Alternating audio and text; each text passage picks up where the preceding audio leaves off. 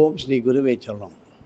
இன்று கார்த்திகை மாதம் 5ஆம் தேதி மற்றும் 6ஆம் தேதி மனவேதனைகள் தீர்வதற்கு சித்தர்கள் மகான்கள் காட்டும் அற்புதமான வழிபாட்டு முறையானது நேற்று 20/11/2025 மற்றும் இன்று 21/11/2025 வியாழன் அன்று மற்றும் வெள்ளிக்கிழமையில் நாம் கடைபிடிக்க வேண்டியது.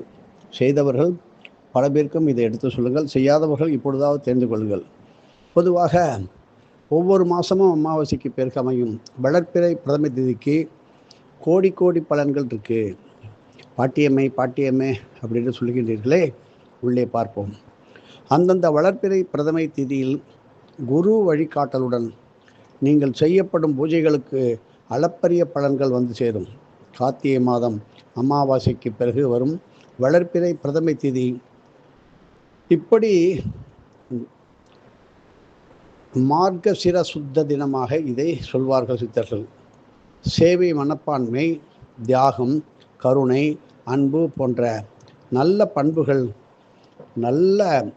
அதிகமாக உற்பத்தியாகி நல்ல குணங்கள் தோன்றும் நல்ல நாள். இப்படிப்பட்ட நாள் கிடைக்குமா என்றால் அது அவரவர்கள் மனசாட்சி தெரியும். இப்படிப்பட்ட மார்கசிர சுத்த நாளிலே வளர்ப்பிறை பிரதம திதிக்கு இப்படிப்பட்ட பெயர் உண்டு. வடை, அப்பளம், பாயசம் சேர்ந்த அன்னத்துடன் நல்ல வடைப்பாயசம் விருந்து என்று சொல்வீர்களே, அதை போல உணவை குறைந்தபட்சம் 3 ஏழைகளுக்காவது இன்று தலைவாடை இலையிலே முழுமையாக வயிறார மனமாற இட்டு மகிழ்கள். வீட்டிலே செல்வம், குபேர செல்வம், நிரந்தரமான சந்தோஷம். வறுமை எப்பொழுது வாட்டுமோ, கடன் எப்பொழுது கழுத்தை நெரிக்குமோ, எப்பொழுது எதிரி என்னை எது செய்வானோ என்று பயந்து கொண்டே நடுங்கி கொண்டே காசு பணம் நிறைய வச்சுருப்பாங்க. வீட்டில் நிம்மதி இருக்காது. ஓடி ஓடி ஒளிவாங்க, பதுங்குவாங்க. பக்கத்தில் உள்ளவரை நமது வீட்டிலே உங்களது ரைட் ஹேண்டாக, உங்களது உதவியாளர்களாக யாரையாவது வைத்து கொண்டிருந்தால் உங்களது உண்மையான செய்திகள் வெளியில் பரவும் என்கின்ற ஒரு பயம். அந்த மாதிரி செய்கின்ற துரோகிகளும் உண்டு. இதிலிருந்து தப்புவதற்கு, மானம் போகாமல் இருப்பதற்கு, இப்படி இருப்பவர்கள்தான் நல்லவர்களை விட்டுவிட்டு தேவையானவர்களை தன் வீட்டில் வேலைக்காரர்களாகவும் கார் ஓட்டுநர்களாகவும் இப்படி நமது குலம், நமது வர்க்கம் என்று நினைத்து சில பேர் என்ன செய்கின்றார்கள்? ஒரு விதத்தில் நல்லது. ஆனால் அவர்கள் உங்களுக்கு என்ன செய்வார்கள்? உங்களை பற்றி பெரிய இடங்களிலே உங்கள் வீட்டில் நடக்கின்ற நல்லது கெட்டது, வரவு செலவு அத்தனையும் வெளிவந்துவிடும். இதுதான் சொல்லுவாங்களே, உன்னை பார்த்து ஊரே சிரிக்குதுன்னு. அதுக்கு காரணம் நீங்கள் ஊட்டி வளர்த்து, சோறு போட்டு வளர்த்து ஆளாக்கி நல்ல துணிமணி கொடுத்து வச்சு கொண்டிருக்கீங்களே, அவங்களும் அதற்கு உங்களுக்கு எதிரியாக கூடியிருந்து குழி பறிப்பார்கள். இப்படி கூட இருந்து குழி பறித்து பல குடும்பங்களை ஏமாற்றி வருகின்றவர்களுக்கு கடுமையான தண்டனைகள் அவர்களே கண் பார்க்கும் அளவுக்கு அதை அனுபவித்து விட்டு தான் இந்த பூவுலகை விட்டு புறப்படுவார்கள். மேலும் தலைமுறைகளும் அப்படித்தான் தவிக்கும். ஆனால் இன்று அதற்கெல்லாம் ஒரு நிவாரணம். வீட்டில் இதை செய்ய முடியலை என்றால், அறுசுவை உணவில் செய்ய முடியவில்லை என்றால், இன்று ஹோட்டலில் முழு தலைவாடைகளிலே ஏழைகளுக்கு இதை வாங்கி கொடுத்து ஸ்ரீ கங்காதேவியை போற்றி கங்காதேவியை நமகா என்று இன்னைக்கு நாள் முழுக்க சொல்லுங்கள். இதை பற்றி நமது அகஸ்திய விஜயத்தில் போட்டிருக்கிறோம். அந்த புத்தகம் வாங்குவதற்கு தயவு செய்து அலுப்புப்படாதீர்கள், விட்டு விடாதீர்கள். காரணம், நாளைக்கு ஒரு மகான் சொல்லியதை செய்து காட்டி பல பேரை செய்ய சொல்லி அது விட்டு விட்டால் அதை புத்தகமாக இப்பொழுதெல்லாம் நாடி என்று ஓலையை தேடி ஓடுகின்றோம். அந்த நாடி இல்லாமல் புத்தக வடிவிலே ஸ்ரீ அகஸ்திய விஜயம் என்கின்ற புனிதமான புத்தகம் வருவதற்கு காரணம், எதிர்காலத்திலே இது இப்பொழுதே வியாபாரமாகிவிட்டது.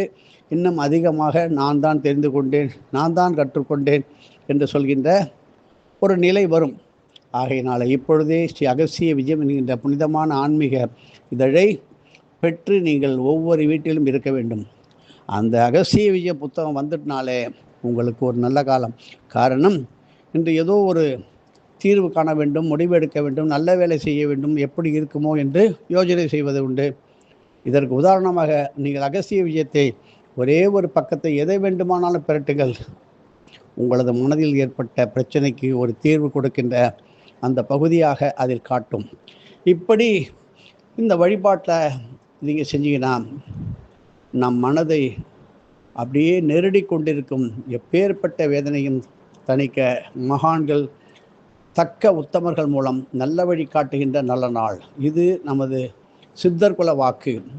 திருக்கணித முறைப்படி விசுவாச வருஷம் கார்த்திகை மாதம் 5ஆம் நாள் 20/11/2025 நேர்த்தி 12/18 முதல் இன்று 21/11/2025 மத்தியானம் மாலை 2:47 வரை மார்கசிர சுத்த வளர்ப்பிறை பிரதமை அற்புதமான நல்ல நாள். இப்படி சந்தர்ப்பங்கள் எல்லாம் கிடைக்கும்போது அதை நல்ல முறையில் பயன்படுத்திக் கொள்ளுங்கள். இன்று பசுமடி பால் தானம் கொடுங்கள். இன்று பசுக்களுக்கு வயிறார உணவு அளித்து கோபூஜை செய்து வீட்டில் மகிழுங்கள். லக்ஷ்மி கடாட்சம் எதிர்காலத்திலே ஒரு பக்கமாக போய் சேர்ந்து கொண்டே இருக்கிறது.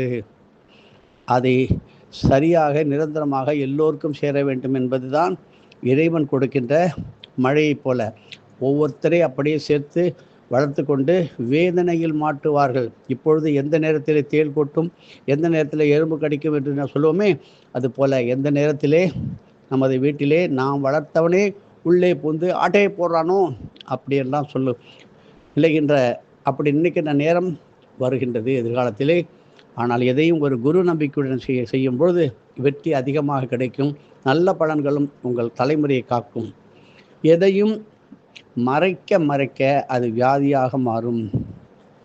அதை சொல்லி ஒருவரிடம் அதற்கு நியாயமானவரிடம் சொல்லி அதற்கு ஒரு சொல்யூஷன், அதற்கு ஒரு முறை கேட்டு தெரிந்து கொள்ளுங்கள். ஒரு மந்திரத்தை ஜபத்தை உருவேற்றும் போது அதை எங்கு சென்றாலும் மனதில் அது அந்த மந்திரமானது, அந்த ஜபமானது, அந்த நினைவானது, அந்த எண்ணமானது, அந்த செயலானது நீங்கள் செய்யும் வேலையுடன் சேர்ந்தே ஓட வேண்டும். அதுதான் மந்திர உருவேற்றுதல். இன்று ஐயர்மலை சிறப்பு கிரிவலம் வெள்ளிக்கிழமை மற்றும் சனிக்கிழமையிலே சந்தோஷி மாதா சரிதம், அந்த சரித்திரத்தை விவரமான பெரிய பதிவுதான். ஆனால் கடைசி வரை கவனமாக கண்டிப்பாக படங்கள் படிக்க வேண்டும். சந்தோஷம் வேண்டும். உலகத்திலே கணேச உலகத்திலே, விநாயகர் உலகத்திலே ஸ்ரீ கணபதி சித்தி புத்தி சமேதராக காட்சியளிக்கிறார். யாருக்கு தெரியும்? நேரடியாக காட்டணும். அவரை சுற்றி கணபதி அருள் பெற்ற சித்தர்கள் அப்படியே கூடியிருக்கின்றார்கள். ஸ்ரீ தும்பிக்கை பெருமுனிவர், ஸ்ரீ தடி அலங்கார கணமுனிவர், ஸ்ரீ கஜரட்ச சித்தர் போன்ற பெரிய சித்தர்கள் எல்லாம் பெருமானாகிய ஸ்ரீ கணபதியை, இந்த பிள்ளையாரை துதித்து போற்றினார்கள். இப்பொழுதும் போற்றி கொண்டே இருக்கிறார்கள். இப்படிப்பட்ட மகிழ்ச்சியான நேரத்திலே ஸ்ரீ நாரத முனிவர் அந்த சபையில் புகுந்தார். அனைவரும் நாரதரை வணங்கி வரவேற்றார்கள். நாரதர் பலமுறை கணபதியை சாஷ்டாங்கமாக விழுந்து வணங்கி கொண்டே இருந்தார். கணபதியும் நாரதரே தங்கள் வரவு நல்வரவாகட்டும் அப்படி என்று சொன்னார். நாரதரும் பெருமானே தங்களுடைய குழந்தைகளை காணவில்லையே என்றார். இப்பொழுது தெரிந்து கொள்ளுங்கள், பிள்ளையாருக்கு திருமணம் ஆகிவிட்டதா இல்லையா என்று. தங்களுடைய பிள்ளைகளை காணவில்லையே அப்படின்னு கேட்கிறார். அவர்கள் இங்குதானே தங்கள் அருகில் விளையாடி கொண்டிருந்தார்கள் என்றார் கணபதி. நாரதர் ஆச்சரியம் அடைந்தவராக, அடியேன் அவர்களை பார்க்கவில்லையே, எங்கே இருக்கிறார்கள் என்று கேட்டு சுத்துமுற்றும் பார்த்தார். அக்கம் பக்கமெல்லாம் பார்த்தார். குறும்பு புன்னகையுடன் கணபதி தன்னுடைய குழந்தைகள் இருக்கும் இடத்தை காட்ட, அப்பொழுதுதான் நாரதர் கணபதியின் குழந்தைகளை தரிசனம் செய்தார். கணபதியின் குழந்தைகளை கூட தரிசனம் செய்வதற்கு அந்த அளவுக்கு தபோ வலிமை தேவை என்பதை இங்கே உணர்ந்து கொள்ள வேண்டும். நாரதருக்கு தெரியாத தபோ வலிமையா, நாராயண மகிமையா, சர்வலோகத்தையும் செல்கின்றவரா? அந்த அளவுக்கு கணபதியினுடைய குழந்தைகளை பேணுவதற்கு காணுவதற்கு ஒரு தபோ வலிமை கண்டிப்பாக வேண்டும். அதுபோல்தான் ஒருத்தரை பார்க்க வேண்டும் என்றால் அதற்கு தகுந்த வழிமுறைகள், ஜபங்கள், தானங்கள், தர்மங்கள், இறை சக்திகள், குரு நம்பிக்கை, குருவினுடைய உதவி வேண்டும். இப்படி கணபதியின் குழந்தைகளை தேவரிஷி நாரதராலேயே பார்க்க முடியவில்லை என்றால் கணபதியின் குழந்தைகள் எவ்வளவு அற்புதமான சக்தி படைத்தவர்களாக என்று இருப்பார்கள் என்று நாம் நினைத்து பார்க்க வேண்டும். இதிலிருந்து என்ன தெரிகிறது? தெய்வ கடாட்சம் பெற்றிருந்தாலும் அதில் பல உயர்நிலைகள் உண்டு என்பதை நாம் தெரிந்து கொள்ள வேண்டும். அப்படித்தான் நாம் இருக்கிறோம். நான் ஒரு பிள்ளையாருக்கு போனேன், கோயிலுக்கு போனேன், சாமி கும்பிட்டேன், 2 விளக்கு ஏற்றினேன், வந்துட்டேன். இதெல்லாம் அதுக்கான பலன்தான் உண்டு. ஆசை பெரிய அளவுக்கு இருக்குது, கடல் போல இருக்குது. செய்கின்றது கடுகை விட மிக சிறிது. இப்படி கணபதியும் நாரதரை பார்த்து, நாரதரே என்ன இது உமது திருவிளையாடல் என்று குழந்தைகளிடம் ஆரம்பிக்கிறதா? உன்னுடைய இது குழந்தைகிட்ட ஆரம்பிச்சாச்சா? ஒன்றும் தெரியாதவர் போல கணபதி கேட்டார். நாரத கணபதியை பலமுறை வணங்கி, பிரபு தாங்கள் அறியாதது ஒன்றும் கிடையாது. கணபதியும் சரி சரி வந்த வேலையை சிறப்புடன் நடத்து என்றார். கணபதியின் குழந்தைகள் நாரதரை பார்த்தவுடன், சுவாமி எங்களுக்கு நல்ல கதை ஒன்று சொல்லுங்கள் என்று கேட்டனர். அதற்கு ஒப்புக்கொண்டு குழந்தைகளை அடித்து சென்றார். இங்கே நன்றாக கவனியுங்கள், எதிர்காலம் எப்படி இருக்கும் என்று. கணபதியின் குழந்தைகளின் பெயர் உலகுக்கு தெரிய வேண்டுமே. ஆகவே நாரதர் குழந்தைகளை பார்த்து, உங்களுடைய பெயர் என்ன என்று கேட்டார். அதற்கு குழந்தைகள் மூத்தவன் பெயர் லாபன், என்ன லாபன் என்றும் இளையவன் பெயர் லக்ஷன் என்றும் கூறினார்கள். இப்பொழுதுதான் நாரதர் தன் வேலையை ஆரம்பித்து விட்டார். ஆமாம், நீங்கள் ஒரு விஷயம் தெரிந்து கொள்ள வேண்டும். பூலோகத்தில் யமுனை என்ற நதி ஓடுகிறது. அந்த நதியாக ஓடுகின்றவள் யமுனை ஆவாள். அவள் தன்னுடைய அண்ணனாகிய ஸ்ரீ யம தர்ம ராஜாவை அழைத்து கார்த்திகை மாத வளர்ப்பிறை துதியை அன்று விருந்து அளித்து ரக்ஷாபந்தன நூலை கையில் கட்டி நமஸ்கரித்தாள். யமுனா தேவி தன்னுடைய சகோதரனான யமதர்மராஜனை அழைத்து இன்று அவருக்கு நல்ல விருந்து அளிக்கிற நாள். கையிலே ஒரு சரடு, நோம்பு சரடு போல், அதுக்கு ரக்ஷாபந்தன். ரக்ஷாபந்தன்னா ஒரு அன்பு, பரிமளிப்பு, பாசம், இவைகள் முதிர்ச்சி ரக்ஷாபந்தனம். கையில் கட்டி வணங்கினாள். அதனால் அதிகமான மகிழ்ச்சி அடைந்த ஸ்ரீ தர்மராஜனான யமதர்மன் இந்த நாளில் யாராக இருந்தாலும் சகோதரிகள் தங்கள் அண்ணனையும் தம்பியை வீட்டுக்கு அழைத்து விருந்தளித்து அந்த காப்பு நூலை கையில் கட்டினால் அவர்களை யமனாகிய நான் அவசரப்பட்டு துன்புறுத்த மாட்டேன், யமன் போல வந்து நிற்கிறான்னு சொல்லிக்கல, அந்த நிலைமை வராது என்று சத்தியம் செய்தார். அந்த வரத்தையும் நமக்கு கொடுத்தார் நாரதர் மூலமாக. இப்பொழுது நமக்கெல்லாம் ரக்ஷாபந்தனம் காப்பு நூலை கட்ட தங்கை இல்லையே, நீங்கள் என்ன செய்ய போகிறீர்கள் என்று சூச்சகமாக தன் காரியத்தை குழந்தைகள் மனதிலே, அப்படியே பிள்ளையாருடைய குழந்தைகள் மனதிலே நாரதர் ஊட்டி விட்டார். பிறகுதான் தன் வேலை முடிந்த திருப்தியில் கணபதியிடம் விடை பெற்று கொண்டு கணபதி உலகத்தில் இருந்து திரும்பி சென்றார். இப்படி கணபதியின் பிள்ளைகள் நமக்கு ஒரு நல்ல தங்கை வேண்டும், அப்பாவிடம் கேட்போம் என்று தந்தையாரை பார்க்க சென்றவர் ஸ்ரீ கணபதியை பார்த்து, அப்பா அப்பா எங்களுக்கு ஒரு தங்கை வேண்டும் அப்பா, எப்படியாவது உருவாக்குங்கள் என்று மன்றாடினார். அதற்கு கணபதி, நாரதர் தன் வேலையை நம்மிடமே காட்டிவிட்டாரே என்று யோசனை செய்ய ஆரம்பித்தார். குழந்தைகளோ தங்கைக்காக தீவிரமாய் அடம் பிடித்தார். அப்பொழுது ஸ்ரீ கணபதி, சரி உங்களுக்கு தங்கை வேண்டும் என்றால் அதற்கு ஒரு காரியம் சொல்கிறேன், அதை செய்யுங்கள். நீங்கள் இருவரும் பூலோகம் சென்று ஐயர் மலை என்கின்ற ரத்னகிரீஸ்வர மலை, அதாவது திருச்சி மார்க்கத்திலே உங்களுக்கு தெரியும் ரத்னகிரி மலை, அங்கே ஐயர் மலையை முறையாக பக்குவமாக பக்தியோடு வலம் வந்து ஸ்ரீ ரத்னகிரீஸ்வரரை வேண்டி தவம் இருந்தான். ஈசன் வழிகாட்டுவார். அப்படி நீங்கள் தவம் இருந்தால் உங்களுக்கு வழிகாட்டுவார்.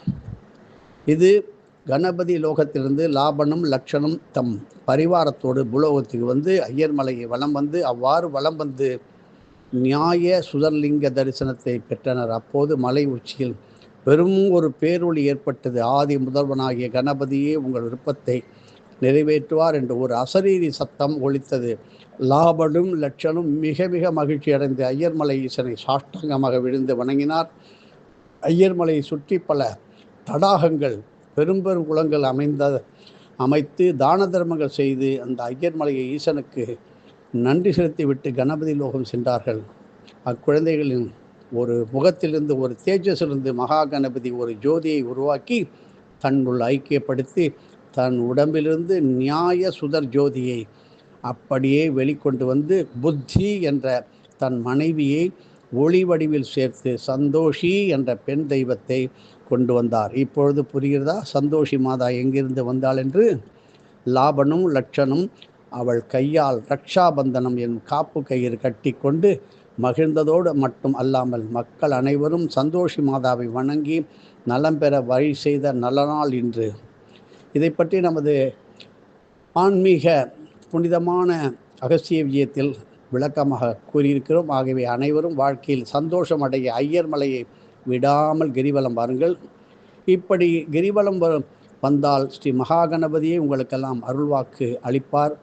அப்படி அந்த நானே செய்கிறேன் என்கின்ற வாக்கையும் கொடுத்திருக்கிறார். நியாய சுதர்லிங்க தரிசன பலன் என்ன?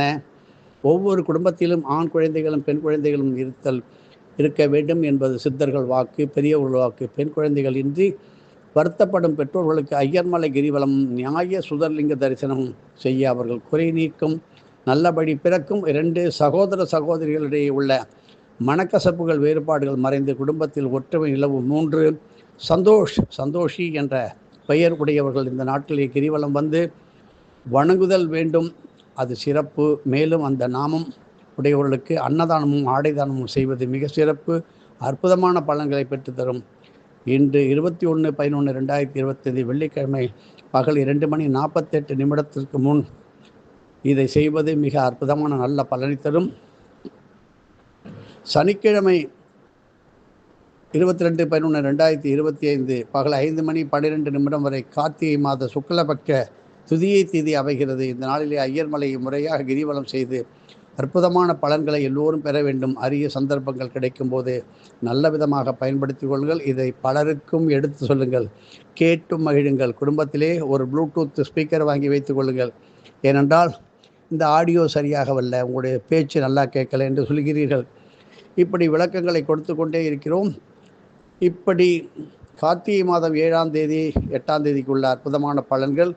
வளமான வாழ்விற்கு அக்ஷய சக்தினால் மனவளம், உடல் வளம், உள்ள வளம் மட்டுமே அக்ஷய சக்திகள் என்று நினைக்கிறோம். சுற்றுப்புற சூழ்நிலை, அலுவலகம், உற்றார் உறவினர், நண்பர்கள் எல்லோரும் எல்லாவற்றிலும் பிரச்சனைகள் இன்றி அமைதியாக அப்படிப்பட்ட நிலையில் அமைய உதவுவதும் அக்ஷய சக்திகள் என்பதை தெரிந்து கொள்ள வேண்டும். இப்படிப்பட்ட அக்ஷய சக்திகளை தரும் ஸ்தலமே விளங்குளம் ஆகும்.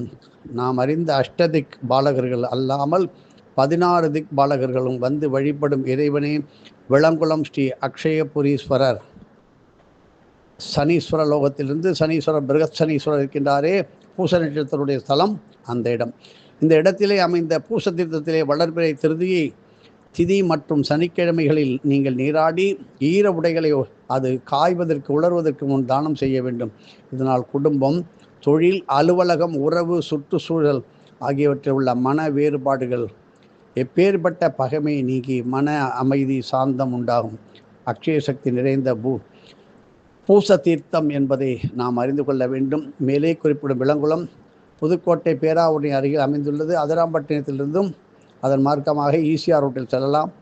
இப்படி விசுவாச வருஷம் கார்த்திகை மாதம் 7ஆம் தேதி 22/11/2025 சனிக்கிழமை நாளாகும். கார்த்திகை மாதம் 8ஆம் தேதி 23/11/2025 வளர்ப்பிறை திருதியை திதி நாளாக அமைவது. இப்படி போன்ற நல்ல அரிய நல்ல நாட்களை சந்தர்ப்பங்கள் கிடைக்கும் போது அதை உரிய முறையில் பயன்படுத்தி கொள்ளுங்கள். எங்களுடைய வேலை ரொம்ப கடுமையாக இருக்குது சார், டைமே இல்லை என்று தன்னையே ஏமாற்றி கொள்கின்றார்கள். எதற்கோ லீவ் எடுத்துக்கொண்டு ஊரை சுற்றி கொண்டு வீண் பொழுது போக்கிக் கொண்டிருக்கின்றார்கள். ஆனால் எதிர்காலத்திலே இப்படிப்பட்ட கஷ்டங்கள் வரக்கூடும் என்பதற்காகத்தான் சித்தர்கள் இதை எல்லோருக்கும் கொடுக்கின்றார்கள். இப்படிப்பட்ட நல்ல நாளை நீங்கள் பயன்படுத்தி இதனுடைய இன்னும் விளக்கங்கள், சந்தேகங்களை 9488765604 என்ற எண்ணிற்கு தொடர்பு கொண்டு நீங்கள் சந்தோஷமடைய வேண்டும். லோகா சமஸ்தா சுகினோ பவந்து, சர்வே ஜனா சுகினோ பவந்து, சமஸ்த சன்மங்களானி மகந்து, சந்தோஷி மாதாக்கி ஜெய் என்று சொல்லுங்கள். சந்தோஷமாக இருங்கள். இன்று ரட்சாபந்தனம் கட்டுங்கள். சகோதரி இல்லை என்றாலும் சகோதர சகோதரிகளாக பாவித்து செய்யுங்கள். தினமும் வாரத்தில் 2-3 முறை பிரண்டை தொகையில் பிரண்டை சட்னியை கண்டிப்பாக நமது பாரத தேசம் எங்கும் கண்டிப்பாக உணவில் சேர்த்துக்கொள்ள வேண்டும். ஒரு ஹோட்டலிலே நாங்கள் சென்று பார்த்தோம், பாண்டிச்சேரியிலே. கண்டிப்பாக அங்கே பிரண்டை தொகையில் இருக்கின்றது, பிரண்டை சட்னி இருக்கின்றது. அப்படி பல ஹோட்டல்களில் இப்பொழுது ஆரம்பித்து விட்டார்கள். அப்படி செய்கின்ற ஹோட்டலிலே அவர்களுடைய வியாபாரமானது சிறந்து நல்ல பெயருடன் புகழுடன் ஒன்றுக்கு பல ஹோட்டல்களாக 7 ஸ்டார் ஹோட்டலாக கூட மாறலாம். அப்படிப்பட்ட உயர்ந்த நிலையில் இருக்கும். வருகின்றவர்களும் ஆரோக்கியத்துடன், சண்டை சச்சரவு ஒம்பு இல்லாமல், தரித்திரம் இல்லாமல் வந்தவர்களும் சென்றவர்களும் வரப்போகின்றவர்களும் இருப்பார்கள். ஆயினால் சமையல் வேலை செய்கின்றவர்கள், அதாவது சாப்பாடு கான்ட்ராக்ட் எடுக்கின்றவர்கள், இப்படி திருமணங்களுக்கு வருகின்றவர்களுக்கெல்லாம் நீங்கள் சில பேர் அதை ஒரு தப்பு என்று சொல்வார்கள். ஆனால் நீங்கள் செய்து பிரண்டை சாதம் அன்னதானம் செய்வதும், அதை எதுவும் சொல்ல வேண்டாம், கருவேப்பிள்ளை பொடி சாதம் என்று சொல்லி தானம் பண்ணுங்கள். இதை பற்றி நீங்கள் செய்யும்பொழுது உங்களுடைய தொழில் கைராசி என்ற பெயர் பெறுவீர்கள். இப்படி அன்னத்திலே பல விதமான கலப்படங்கள் நிறைந்திருக்கின்றது என்பது எல்லோருக்கும் தெரியும். இப்பொழுது உடம்பில் பல வியாதிகள் எல்லோருக்கும், சிறு குழந்தை முதல் வயிற்றில் உள்ள குழந்தைகள் வரை அப்படி இருக்கின்றது. இதற்கு ஒரே நிவாரணம், சாந்த சக்தி பொங்கும் பிரண்டை தொகையிலை விடாதீர்கள். அந்த கோபம் உக்கிரகம் என்கின்ற நிலை மாறி சாந்தத்தினால் எல்லாவற்றையும் சாதிக்கலாம். மிரட்டுவது, உருட்டுவது பல பேர் சாபத்திற்கு ஆளாக நேரும். இப்படிப்பட்ட நல்ல நாளை நீங்கள் பயன்படுத்தி கொள்ளுங்கள். யாரும் யாரையும் திட்டாதீர்கள், வையாதீர்கள், மனதிற்குள் புழுங்காதீர்கள். திரும்பி உங்களுடைய குழந்தைகளை தாக்கும். இப்படி நல்லது செய்யும்போது நல்லதே வரும். நல்லது செய்யவில்லை என்றால் நீங்கள் செய்ததற்கான பலன் ஒன்றுக்கு பல கோடி மடங்காக பெறுகின்ற திருதியை திதி நாள். இப்படி திதி சூன்யம் உள்ளவர்கள் அத்தனை பேரும் நாளைக்கு கும்பகோணம் பட்டீஸ்வரம் அருகே உள்ள முழையூர் பரசுராம ஆலயத்திலே வழிபட்டு 5 ஏழை குடும்பங்களுக்கு முழுமையான மளிகை கடை சாமான்களை தானம் கொடுப்பதும், சிவபெருமானுக்கு அம்பாளுக்கு அபிஷேகம் செய்து நல்ல புத்தாடைகளை சாத்தி வழிபட்டு உங்களுடைய திதி சூன்யத்தினுடைய ஒரு பரிகாரத்திற்கு நல்ல வழிகாட்டும் நல்ல நாள். எதுவும் என்னுடையதல்ல, அனைத்தும் உடைய அருளாலா அருணாச்சலா.